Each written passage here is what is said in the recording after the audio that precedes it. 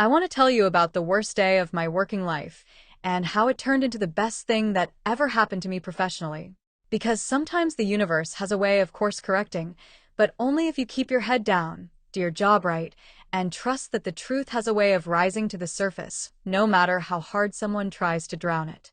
My name is Danny Marsh, and at the time all of this happened, I was 26 years old, working as a shift supervisor at a mid-range hotel in a decent-sized city. Not a luxury property, but not a budget motel either. The kind of place where business travelers stayed during the week and families came on weekends for sports tournaments or graduations. I had been there for 3 years. I started as a front desk agent right out of college when the job market was rough, and I needed something stable while I figured out my next move. 2 years in, I was promoted to shift supervisor, which meant I handled the front desk, managed the agents on my team, dealt with guest complaints, processed check-ins and check-outs, and kept the whole operation moving during my hours. I was good at it. I genuinely liked it. People were interesting, problems were solvable, and there was something satisfying about the rhythm of a well-run front desk. My general manager, Sandra Holt, was the kind of boss I felt lucky to have. She was direct, fair, and she actually listened. She'd been in hospitality for 20 years, and she had zero patience for drama, but she also had zero patience for injustice. She told me once, early on, that the culture of any hotel lives and dies at the front desk, and I never forgot that. I took the job seriously because of her and because I genuinely believed in what we were building at that property. The day everything went sideways started like any other Wednesday afternoon in November. Check-in time was 3 o'clock. By 2:30, the lobby was already filling up with early arrivals, a few people waiting on their rooms, a couple of business guests who just needed keys to rooms that were already available. My agent on the desk with me was a kid named Marcus, 22, about 4 months into the job, sharp and eager, and still learning how to manage difficult guests without letting them rattle him. I was proud of how far he'd come. I was keeping an eye on things from just behind the desk when the situation started. The man came through the front doors pulling a large roller bag, and I noticed him immediately because he walked with the energy of someone who had already decided they were unhappy. He was somewhere in his mid-50s, dressed in expensive business casual, pressed slacks, a sport coat, the kind of leather shoes that cost more than my rent. He had the practiced impatience of someone who treated hotels the way most people treat vending machines. Insert money, receive product, do not speak to me. I've worked with that type for years. Usually they're fine once you get them checked in quickly and efficiently. Usually. Marcus greeted him the way we trained our agents to greet every guest, warmly, by name once he pulled up the reservation, offering a genuine welcome rather than a scripted one. The man's name was Gerald Whitmore. He had a reservation for 2 nights, a standard king room on the 4th floor, booked through one of the third-party travel sites at a discounted rate. That detail becomes important. Right away, Mr. Whitmore told Marcus he wanted an upgrade. Not asked, told. He said he stayed at properties like ours all the time and that he expected to be recognized and taken care of accordingly. Marcus checked his loyalty profile in the system. The man was not a loyalty member. He had no history with our property, no points, no status. Marcus explained this politely and said he'd be happy to look at what was available, but that we were at high occupancy and upgrades were limited. Mr. Whitmore's jaw tightened. He said, and in paraphrasing but only slightly, that Marcus didn't know what he was doing and that he'd like to speak to someone who did. I stepped forward. I introduced myself as the shift supervisor. I told him I understood he was looking for an upgrade and I'd personally take a look at availability. I pulled up the screen. We had 1 room type above his booking, a junior suite, and there were 2 available. However, both of those rooms were blocked for guests arriving later that evening who had pre-requested that room type when booking directly at full rate, specifically for that room category. I could not in good conscience, or good policy, bump a direct booked full-rate guest from a specific room type they'd paid for, just to upgrade someone on a discounted third-party reservation who hadn't requested it and hadn't paid for it. I explained this to him. I was calm. I was professional. I told him I could note his preference and that if either of those suites happened to free up, I would personally contact him. I told him his king room was a lovely room with a great city view and that I hoped he'd find it comfortable. I offered him a small amenity, a complimentary breakfast voucher for the next morning, as a gesture of good faith. He looked at me the way someone looks at a stain they've just noticed on their shirt. What followed was not a reasonable disagreement. It was a performance. He raised his voice, not screaming, but loud enough that every person in the lobby turned to look. He said I clearly didn't understand how the hospitality industry worked. He said someone had better fix this. He said he traveled 300 days a year and he had never, in his entire career, been treated so poorly at a property of any tier. He said, and this is the part that made my stomach drop, that I was clearly incompetent, that I should not be in a supervisory role, and that he was going to call the corporate office and have me removed from my position. I kept my composure. I have been trained to keep my composure. I told him I understood his frustration, and I was sorry his arrival experience hadn't been what he hoped for.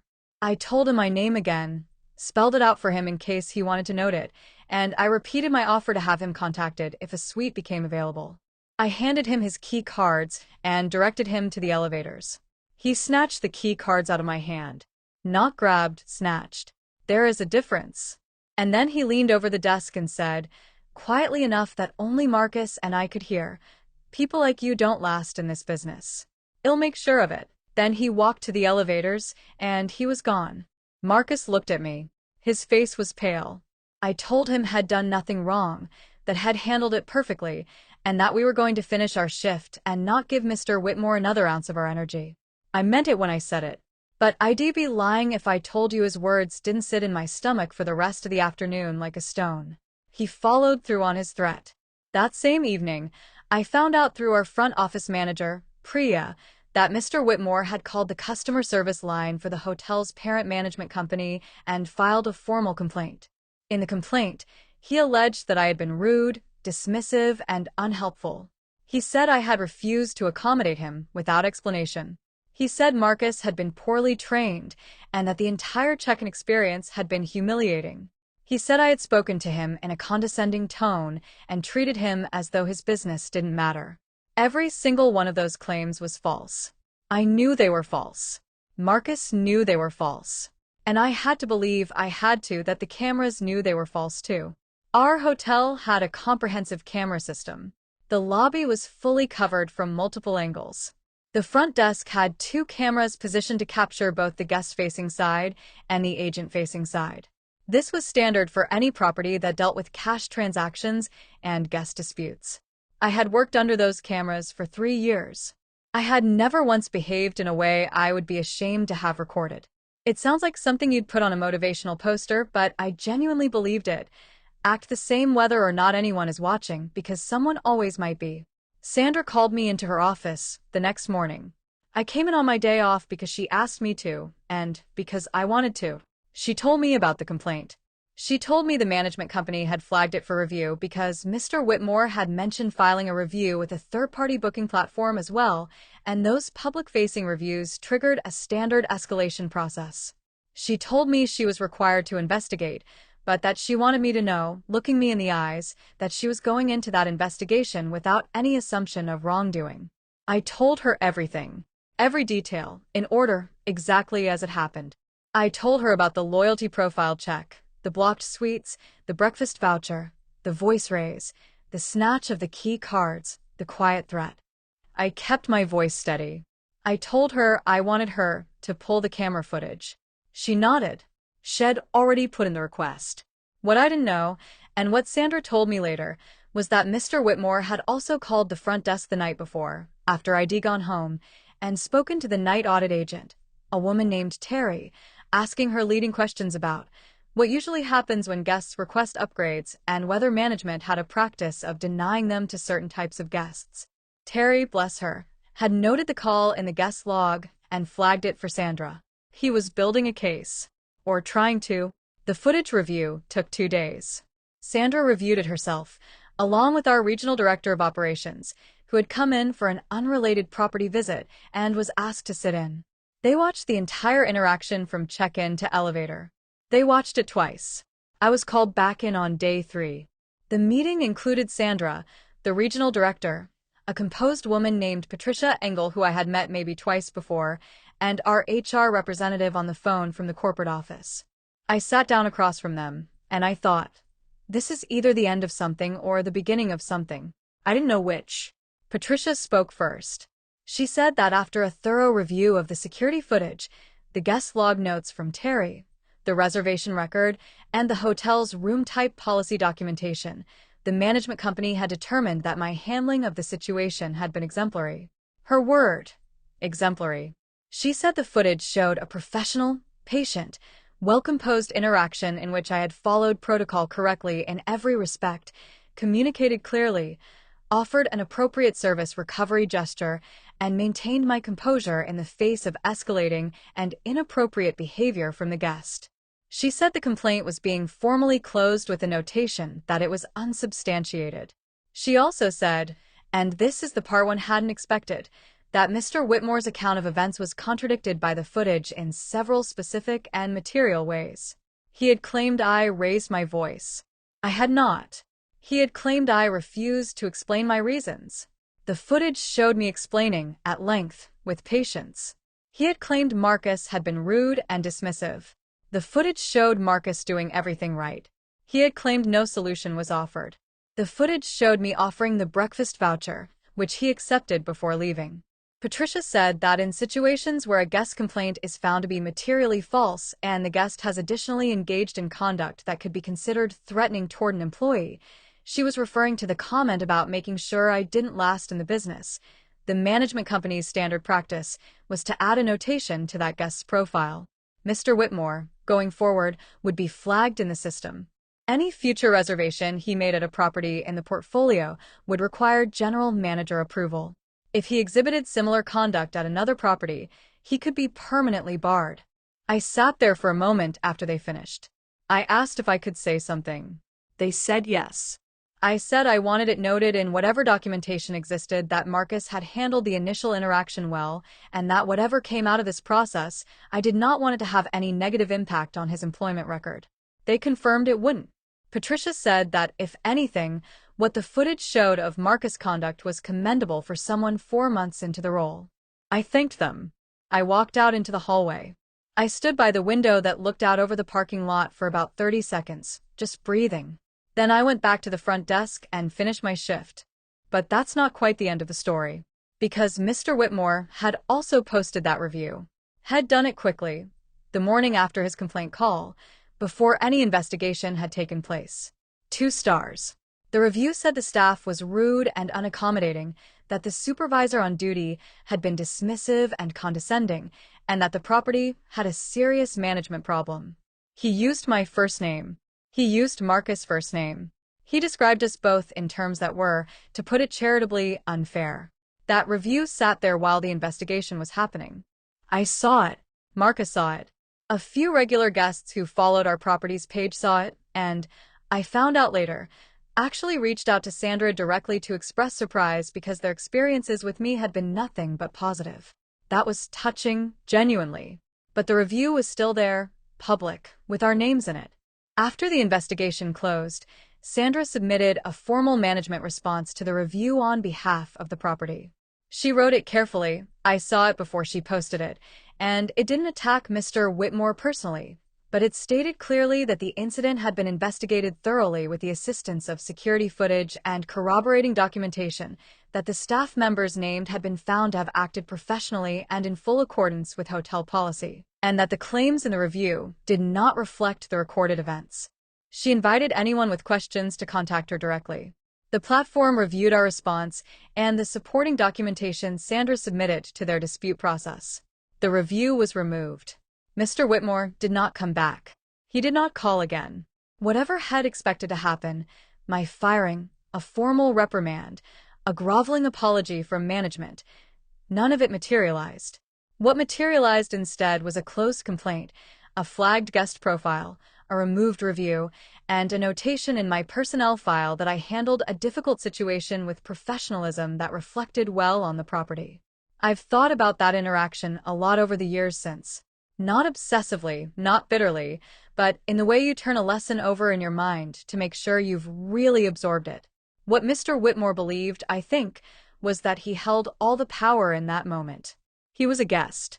I was an employee. He had a loud voice and a phone and the ability to file complaints with corporate offices and post reviews that would follow a property's reputation around. He had a sport coat and an air of authority that had clearly been trading on for decades. What he didn't account for was the camera. More specifically, what he didn't account for was a culture where the cameras actually got reviewed, where management actually trusted their employees, where documented evidence actually mattered, and where the person sitting across the desk from him had spent 3 years conducting herself in a way she never had to be ashamed of. I don't think he was accustomed to being wrong in situations like that.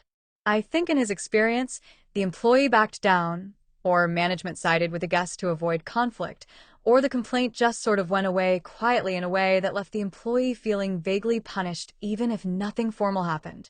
I think he expected friction and retreat. He got footage and documentation instead. There's a version of this story that ends differently. If the cameras hadn't been there, or if they'd malfunctioned, or if Sandra had been the kind of manager who defaulted to the guest's account without question, or if ID lost my composure for even 30 seconds during that interaction, any of those variables and the outcome shifts. I've worked with people who've been in that version of the story. Good employees, careful employees, people who did everything right and still got buried under a false complaint because there was no evidence and management took the path of least resistance. I've seen how that damages people, not just professionally, but in some deeper way that makes them trust less and defend themselves more and love the job a little bit less every time it happens. I was lucky. I want to be honest about that. I was lucky to work for Sandra, lucky to have the cameras, lucky to have Terry write down that phone call in the guest log. A lot of the outcome came down to those circumstances, more than anything I controlled. But there was also one thing I did control, and I controlled it every single day for 3 years before that moment ever arrived, and that was how I chose to do my job when no one who could help me was watching. I chose to be consistent. I chose to follow policy, even when it would have been easier to bend it. I chose to be kind to guests even when they weren't kind to me, and to explain things fully even when I was tired, and to treat every person who came through those doors as though their experience mattered, and as though my conduct mattered, and as though the cameras were always rolling. They were. That's the thing. They always were. Marcus is still in hospitality.